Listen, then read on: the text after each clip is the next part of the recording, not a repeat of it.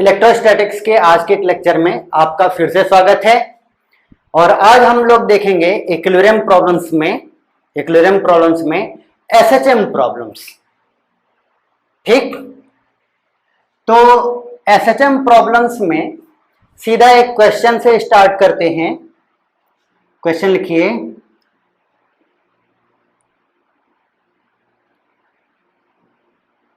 The small Q charges, small Q में small मत लिख लेना, ये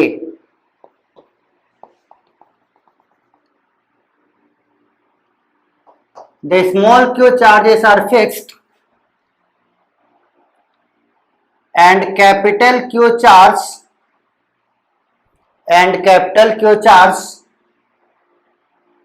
is negative having mass m,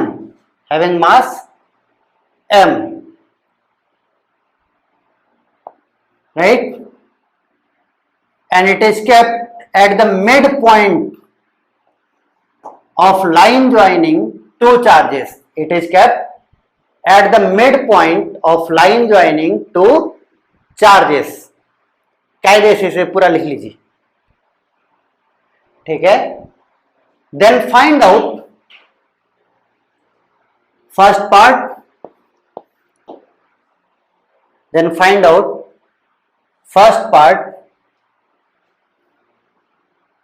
nature of equilibrium,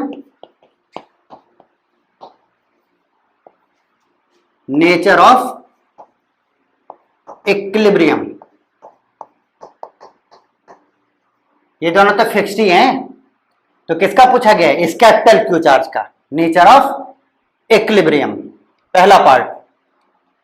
फिर दूसरा part, displace the capital Q charge x along perpendicular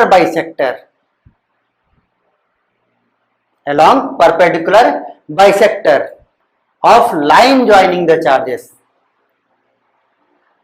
and then find out the net force on capital Q charge.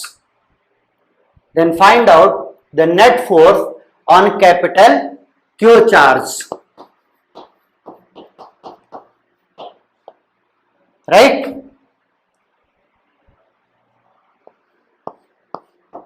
Third part, so that for small displacements along perpendicular bisector of line joining two charges, for small displacements along perpendicular bisector of line joining two charges, capital Q will execute SHM, and D part, find out the time period of SHM.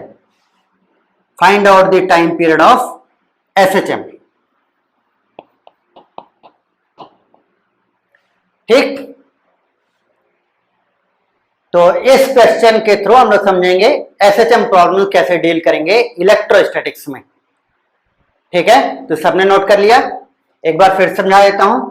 ये दो charges fixed हैं, ये small m मास minus Q charge का एक particle ठीक बीचों बीच रखा गया है, ये डिस्टेंस l और ये भी डिस्टेंस l।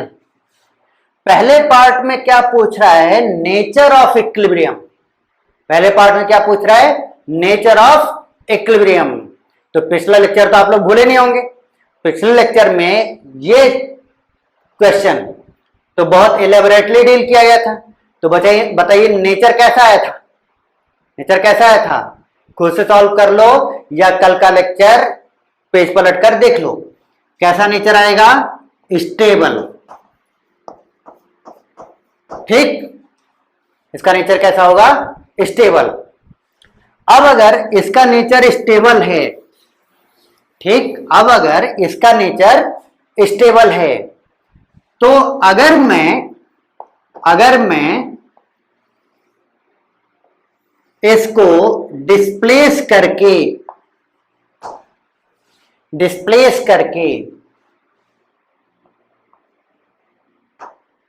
रिलीज कर देता हूं,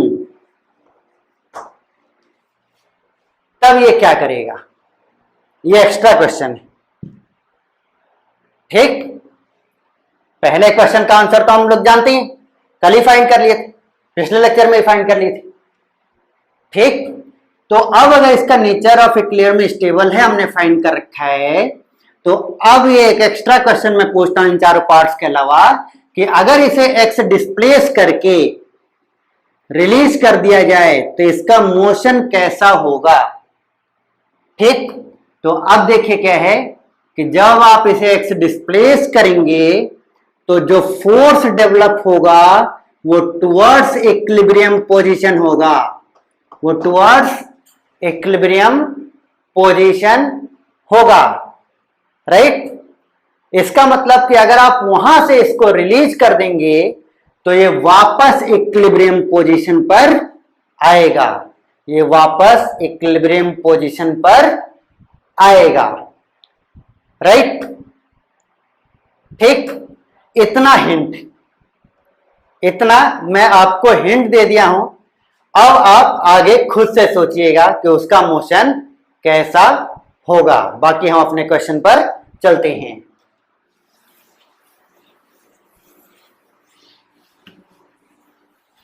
ठीक, तो अब देखिए सिचुएशन क्या है। सिचुएशन ये है कि दो plus Q charges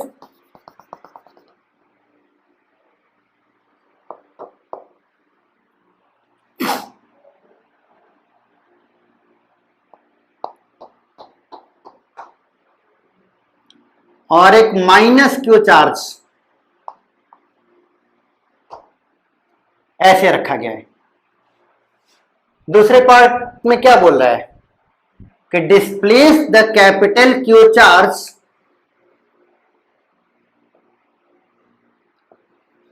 by x along perpendicular bisector. तो लो डिस्प्लेस कर दिया। अब मैं ऐसे एक चित्र बना लेता हूं। अब डिस्प्लेस करने के बाद इस पर एफ नेट निकालना है बी पार्ट के लिए। ठीक, तो एफ नेट के लिए ये पॉजिटिव ये नेगेटिव, तो ये इसको अट्रैक्ट करेगा, तो फोर्स कैसे लगेगा? ऐसे। राइट, और ये पॉजिटिव ये नेगेटिव, तो फिर से ये एक्स को अट्रैक्ट करेगा, तो फोर्स कैसे लाएगा? ऐसे। दोनों इक्वल फोर्स लगाएंगे। ठीक है ना, मैग्नीट्यूड भी चार्जेस का सेम है, डिस्टेंस भी सेम है, तो दोनों सेम फोर्स लगाएंगे, एफ मान लेते हैं। अब ये एंगल थीटा और ये एंगल भी थीटा, तो अब अगर मैं रिजॉल्व करता हूं इन दोनों फोर्सेस को इन दोनों लाइंस के लॉन्ग, तो इस एफ का कंपोनेंट इधर की ओर कितना आएगा? F sine theta. राइट, और इसका कंपोनेंट इधर के लॉन्ग कितना आएगा? F cos theta. ठीक, इसी तरह से इस वाले फोर्स का कंपोनेंट इसके लॉन्ग कितना आएगा? एफ साइन थीटा, और इसके अलॉन्ग कितना आएगा? F cos theta. तो मैं यहां पर 2 लिख देता हूं। राइट, तो मैं यहां पर 2 लिख देता हूं। ठीक, अब देखिए क्या है कि नेट फोर्स के लिए, इस पर नेट फोर्स के लिए ये दोनों एक दूसरे कैंसिल आउट कर देंगे, तो एफ नेट कितना आ गया? 2f cos theta.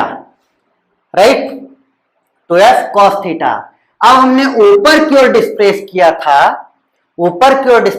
था, तो अगर मैं अपवर्ड डायरेक्शन को पॉजिटिव मान लूं, यानी डायरेक्शन ऑफ डिस्प्लेसमेंट को पॉजिटिव मान लिया मैंने। तो ये फोर्स किधर है, नीचे की तरफ, तो ऊपर की तरफ पॉजिटिव मान लिया तो फोर्स का साइन क्या हो जाएगा, नेगेटिव, यानी F net is equal to -2f cos theta. तो अब हम f और cos थीटा की वैल्यूज पुट कर लेते हैं। तो -2 फोर्स की वैल्यू k q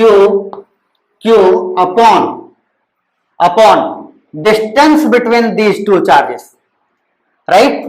तो मैं इस डिस्टेंस को कितना मान लूं, r, स्मॉल r, इस डिस्टेंस को मैं स्मॉल r मान लेता हूं, राइट। तो k Q by r square ये हो गया। और फिर cos थीटा, तो cos थीटा कितना हो जाएगा, base x upon hypotenuse small r, ठीक। तो एफ नेट की वैल्यू इतनी आ गई, राइट। अब देखिए क्या है, कि जो स्मॉल r है वो कितना आ जाएगा, ये x है और ये l है। तो पाइथागोरस थ्योरम लगाएंगे तो r square is equal to X square plus l square. तो r की वैल्यू कितनी, स्क्वायर रूट ऑफ इतना, राइट। तो अब एफ नेट लिखना है अपने को। तो F net is equal to, ये पूरा लिख सकते हैं, ठीक है ना, थोड़ा कैलकुलेशन है, मेहनत करो, ये लिख सकते हैं। तो ये कितना हो जाएगा, -2kq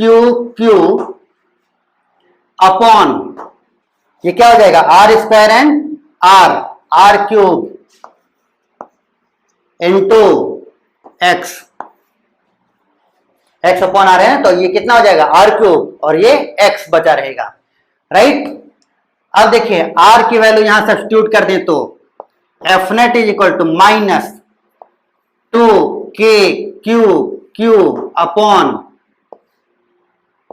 x square plus l square raise to the power 3/2 हो जाएगा, चेक करो,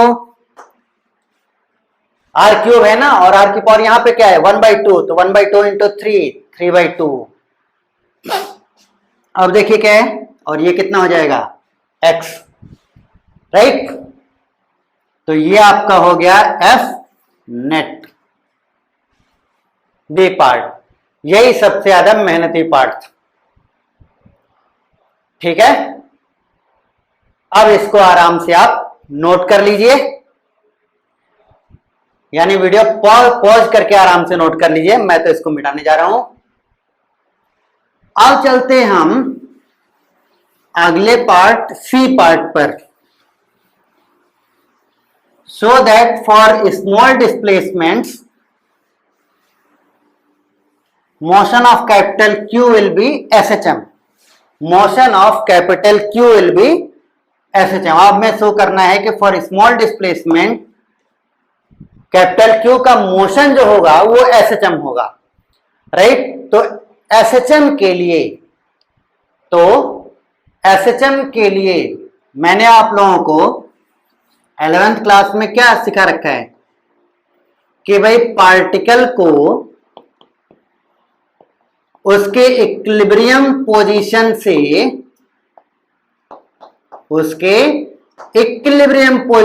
जो कि कहां पर है, ठीक यहां पर, x डिस्प्लेस करें, लो डिस्प्लेस कर दिया, और फिर एफ नेट कैलकुलेट करें, राइट। एफ नेट कैलकुलेट करें, वो हमने कैलकुलेट कर रखा है, कितना है तक देखो,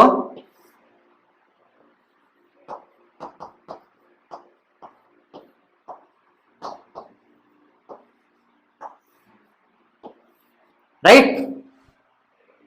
एफ नेट कैलकुलेट करें, assuming direction of displacement to be positive, direction of displacement को पॉजिटिव लेते हुए, तो ऊपर की ओर direction of displacement F net किधर आया है, नीचे, तो कैसा साइन रहेगा, नेगेटिव। तो एफ नेट आपका इतना आ गया।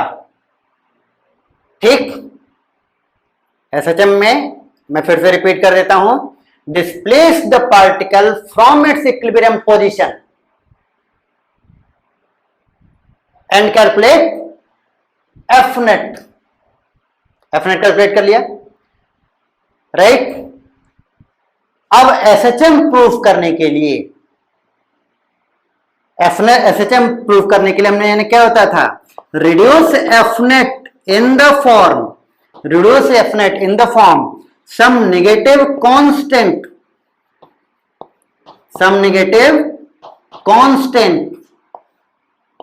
into displacement, some negative constant into displacement, और इस कांस्टेंट को क्या बोलते हैं, एसएचएम कांस्टेंट, और इस कांस्टेंट को हम लोग बोलते हैं एसएचएम कांस्टेंट। ठीक, तो एफ नेट अगर इस फॉर्म में रिड्यूस हो जाए, सम नेगेटिव कांस्टेंट इनटू डिस्प्लेसमेंट, तब तो एसएचएम होगा, तब तो एसएचएम होगा, राइट। और अगर ऐसा हो जाता है, और अगर ऐसा हो जाता है तो एसएचएम का टाइम पीरियड कितना हो जाएगा, 2 pi under root SHM constant, जो ये कांस्टेंट आया है SHM constant upon mass of the particle, right. जिनको थोड़ा कम समझ में आ रहा है या कुछ दिमागी परेशानी हो रही है, वो एसएचएम वाले लेक्चर को फिर से जाकर देखें या पढ़ें, ठीक है। बाकी मैंने सिर्फ रिवाइज कराया है कि पार्टिकल को एक्स डिस्प्लेस करें, एफ नेट कैलकुलेट करें, assuming the direction of displacement to be positive. तो ऊपर डिस्प्लेस किया था तो फोर्स नीचे आया तो कैसा साइन रहेगा, नेगेटिव, राइट। फिर अगला step, try to reduce F net in the form some negative constant into displacement and that constant will be known as SHM constant, and that constant will be known as SHM constant. और जब इतना हो जाएगा तो time period कितना हो जाएगा, 2 pi square root SHM constant, यानी जो ये कांस्टेंट आया था अपॉन मास। ये है एसएचएम की पूरी कहानी, राइट। अब हम अपने सी पार्ट को फिर से देखते हैं। ये तो इतना तो उन लोगों के लिए था जिन्होंने एसएचएम ठीक से नहीं पढ़ा था, ये भूल गए थे। सी पार्ट क्या कहता है कि प्रूफ करिए कि for small displacement, for small displacement, C part में क्या बोल रहा है कि for small displacement. For small displacement का मतलब है कि इनका जो है X much less than L है, एक्स जो डिस्प्लेसमेंट है, स्मॉल डिस्प्लेसमेंट, यानी this displacement is much smaller than this L, right. तो एफ नेट में देखिए क्या है, एफ नेट में देखिए क्या है कि ये एक्स तो ऐसे ही रह जाएगा, और ये वाला एक्स इस एल के सामने नेग्लेक्ट कर सकते हैं, तो इसको हम लोग नेग्लेक्ट कर देंगे। ध्यान से सुनो, अगर एक्स एल के कंपैरिजन में बहुत छोटा है तो क्या मैं इस एक्स को एल के कंपैरिजन में नेग्लेक्ट कर सकता हूं, तो ये नेग्लेक्ट हो गया, राइट। तो एफ नेट कितना आ जाएगा, -2k अपॉन एक्स नेग्लेक्ट हो चुका है, तो L square raise to the power 3/2 कितना हो जाएगा, L cube, right, into X, ठीक है।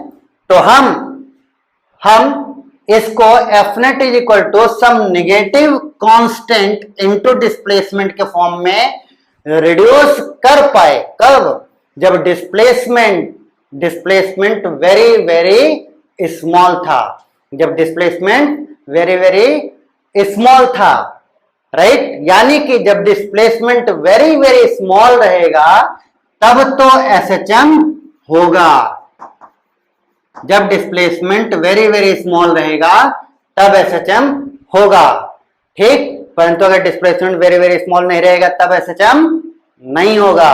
तब कौन सा होगा? कुछ देर पहले मैंने बोला था ना खुद सोचने के लिए। तब मोशन कैसा होगा? ऑसिलेटरी। ऑसिलेटरी होगा, परंतु एसएचएम नहीं होगा। ठीक। अब मैं एक और क्वेश्चन आप लोगों को देता हूं, कुछ देर बाद उसका आंसर देंगे। इसका मोशन पीरियोडिक होगा कि नहीं? जब एक्स बड़ा होगा तो ऑसिलेटरी होगा, एसएचएम तो नहीं होगा। ठीक। ऑसिलेटरी होगा, एसएचएम नहीं होगा, पीरियोडिक होगा कि नहीं? राइट। ये सोचते रहिए, आज की क्लास में या नेक्स्ट क्लास में या कभी, या मन किया तो कभी नहीं बताएंगे इसको। ठीक है, सी पार्ट हो गया। D part, find out the time period. तो टाइम पीरियड के लिए मैंने क्या लिखवाया है कि time period is equal to 2 pi square root of SHM constant upon mass. तो time period is equal to 2 पाई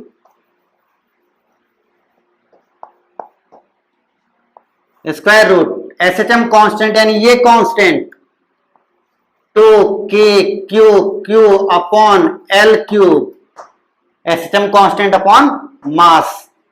ये हो गया इसका टाइम पीरियड। राइट। ठीक। नोट कर लीजिए, पॉज करके अच्छे से नोट कर लीजिए, बाकी मैं मिटाने जा रहा हूं। अब चलते हैं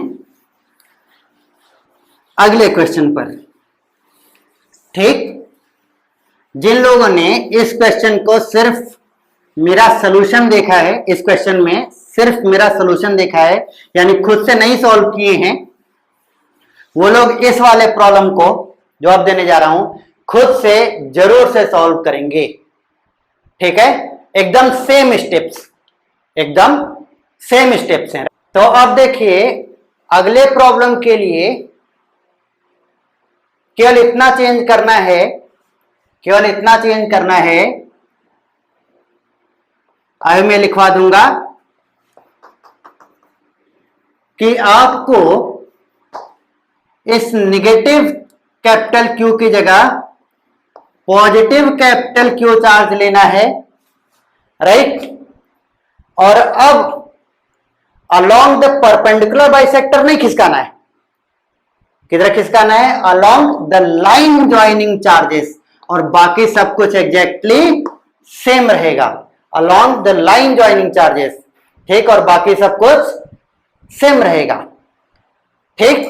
तो क्वेश्चन लिख लीजिए अगले क्वेश्चन के रूप में, repeat all the parts, repeat all the parts of the previous problem, repeat all the parts of the previous problem, just change the sign of capital Q, just change the sign of capital Q from negative to positive, from negative to positive, and displace capital Q along the line joining the charges. ठीक, along the line joining the charges। तो अब देखिए क्या है कि पिछले question को हमें करना है, लेकिन अब परपेंडिकुलर बाइसेक्टर पर नहीं खिसकाना है, अलोंग द लाइन ज्वाइनिंग। तो सबसे पहला पार्ट क्या है? Nature of equilibrium.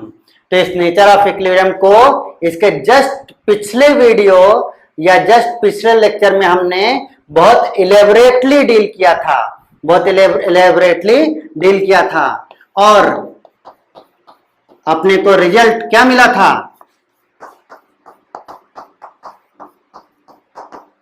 देख लो, नहीं याद है तो स्टेबल इक्विलिब्रियम।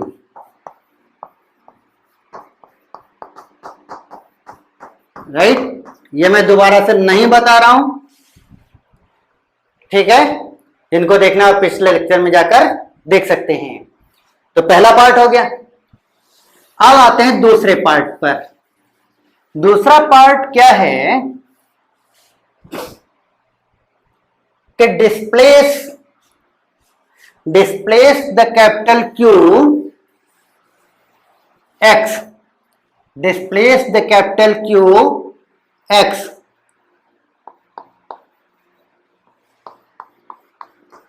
तो चलिए इसको x डिस्प्लेस करते हैं।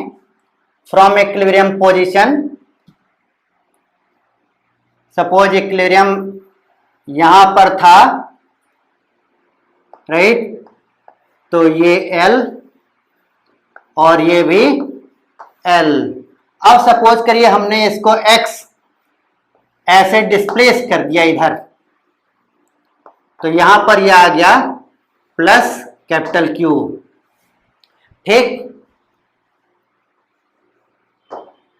तो इसको 1 मान लेते हैं, इसको 2, तो 1 वाला फोर्स किधर रहेगा, इधर, और 2 के कारण F2 फोर्स किधर रहेगा, इधर। ये नोटेशन पिछले लेक्चर में आप लोग देख चुके हैं, बहुत बार हम लोग यूज कर चुके हैं, ठीक, राइट, इधर आएगा। अब यहां पर F नेट देखना है, राइट, और F नेट कैसे देखना है, मैं डायरेक्शन ऑफ डिस्प्लेसमेंट को पॉजिटिव मानते हुए F नेट देख रहा हूं। तो मैं डिस्प्लेस किधर किया है, उधर, तो मैं कौन सी डायरेक्शन पॉजिटिव लूंगा, ये वाली। तो ये वाली डायरेक्शन पॉजिटिव लूंगा तो आपका F1 पॉजिटिव होगा और F2 नेगेटिव होगा, राइट। अब F1 की वैल्यू, तो F1 हो जाएगा K Q Q upon distance. अब ये टोटल डिस्टेंस, तो ये सोचिए कि यहां तक क्या था, L, राइट, तो ये टोटल डिस्टेंस कितना हो जाएगा, L प्लस एक्स माइनस, अब देखिए Q2 F2 के लिए Q अपॉन, ये डिस्टेंस कितना हो जाएगा, L, तो ये डिस्टेंस कितना हो जाएगा, L माइनस एक्स, ठीक, L minus x, sorry square लगाना भूल गए थे। तो अब देखिए क्या है कि इसमें से Q कॉमन ले लीजिए, राइट, तो इधर क्या बच जाएगा, L माइनस एक्स का whole square minus L plus X का होल स्क्वायर, और अपॉन में एलसीएम कितना हो जाएगा, a plus B into A minus B, कितना होता है, A square minus B square, तो L square minus X square का होल स्क्वायर, राइट, ठीक। तो F नेट लाइन खींच दिया मैंने, यहां तक चेक कर लीजिए भाई, हमने एक्स पर डिस्प्लेस किया, 1 वाले का फोर्स इधर की ओर, 2 वाले का फोर्स इधर की ओर, हमने डायरेक्शन ऑफ डिस्प्लेसमेंट पॉजिटिव लिया, तो F1 पॉजिटिव और के अपोजिट F2 नेगेटिव, तो F1 माइनस F2, F1 की value K Q into capital Q upon distance का स्क्वायर, तो L प्लस एक्स का होल स्क्वायर, और इसी तरह से F2 Q अपॉन डिस्टेंस का स्क्वायर, तो डिस्टेंस, पहले ये डिस्टेंस L था, अब x कम हो जाएगा ना, तो L माइनस एक्स का स्क्वायर, तो Q कॉमन ले लिया गया, और एलसीएम कितना हो जाएगा, L square minus X square का होल स्क्वायर, और ऊपर क्या बचेगा, L माइनस एक्स का whole square minus L plus X का होल स्क्वायर। तो F net is equal to, यहां पर चलते हैं, F net is equal to a minus B का whole square minus a plus B का होल स्क्वायर, कितना आ जाता है, माइनस 4LX, ठीक। और किसी को अगर फॉर्मूला ना याद तो ओपन करके देख लो, L square plus x square minus 12x, और ये क्या हो जाएगा, L square plus x square plus 12x, तो L square plus x square दोनों में कट जाएगा, और इसमें बचा माइनस 12x, और इसमें माइनस ऑफ प्लस 12x, तो टोटल कितना हो गया, माइनस 4LX, राइट। तो Q minus 4LX upon L square minus X square raise to the power 2, right. ठीक, तो अब देखिए क्या है, इसको हम लोग ऐसे लिख सकते हैं, माइनस साइन बाहर ले लीजिए, -4k³ upon L square minus X square का whole square into X, right. ये हमने कर लिया बी पार्ट, ये हमने कर लिया बी पार्ट। ठीक, एफ नेट निकाल दिया हमने, सबसे मेहनती पार्ट यही है, right. C part, C part में हमें प्रूव करना है कि फॉर स्मॉल डिस्प्लेसमेंट्स इसका मोशन एसएचएम होगा। अभी कैसा है, ऑसिलेटरी, अभी कैसा है, ऑसिलेटरी। हमें अब प्रूव करना है कि फॉर स्मॉल डिस्प्लेसमेंट इसका मोशन कैसा होगा, एसएचएम, राइट। और कंडीशन हमने कुछ देर पहले देखी है, क्या करना है, F net equal to some negative constant into SHM into displacement आना चाहिए, राइट। तो स्मॉल डिस्प्लेसमेंट मतलब क्या हुआ, X is much less than L, X is much less than L, right.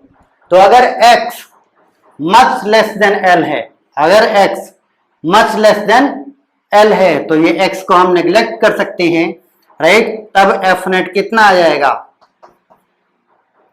-4k³ upon ये x तो नेग्लेक्ट हो गया, और ये क्या हो गया, l to the power 4 into X.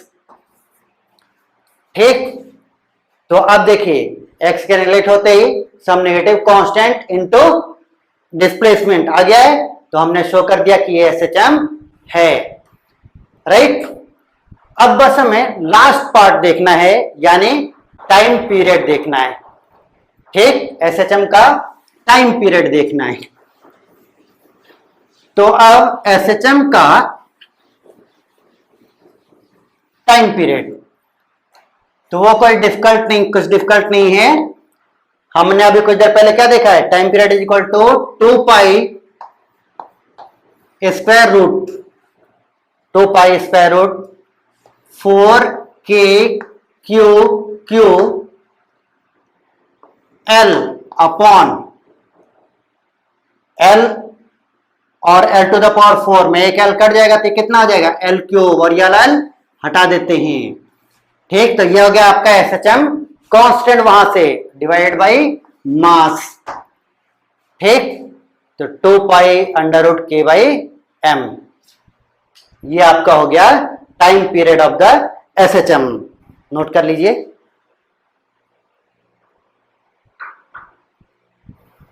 ठीक, तो ये हो गई आपकी एसएचएम प्रॉब्लम्स। और इस तरह से हमने इक्विलिब्रियम प्रॉब्लम्स जितनी भी होती हैं, कूलम्ब्स लॉ से रिलेटेड इक्विलिब्रियम प्रॉब्लम्स जितनी भी होती हैं, सबको हमने डिस्कस कर लिया है। अब आप इक्विलिब्रियम प्रॉब्लम से रिलेटेड हर प्रकार के प्रॉब्लम को करने में सक्षम हैं। अगले वीडियो लेक्चर में कूलम्ब्स लॉ पर कुछ और चीजें देखेंगे। ठीक, जैसे कंटिन्यूअस चार्जेस के कारण लगने वाला force, Coulomb's law in vector form and Coulomb's law in a medium. Coulomb's law in a medium को आप बुक्स में रिलेटिव परमिटिविटी या डाइलेक्ट्रिक कांस्टेंट के रूप में भी देखेंगे। तो इन सभी चीजों को मैं नेक्स्ट लेक्चर में खत्म कर दूंगा। ठीक है, थैंक यू।